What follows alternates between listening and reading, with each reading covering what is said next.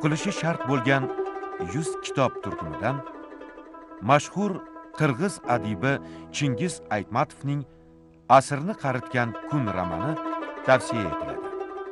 Chingiz Aytmatovning asarlari dunyoning 128 ta mamlakatida 176 ta tilda 100 milliondan ziyod tirajda chop etilib, Afrika va Osiyo, Yevropa va Amerika qit'alarida, Avstraliya mintaqasida sevib mutolaa qilinadi. Asrni qaritgan kun romani Chingiz Aytmatovning jahon miqyosidagi shuhratiga yangi shuhrat qo'shdi.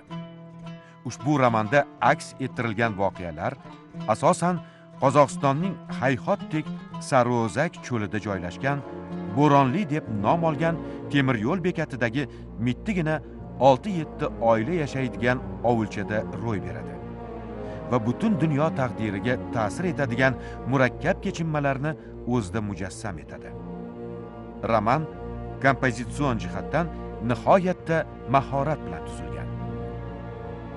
Jahon jamoatchiligini ogohlikka chaqirgan manqurt obrazi ham ilk bor shu asarda paydo bo'ldi. Asrni qaritgan kun romani insoniyatning tanazzulga yuz tutayotgan qadriyatlari va an'analarini, ezgu tuyg'ularini asrab qolishga da'vat etadi.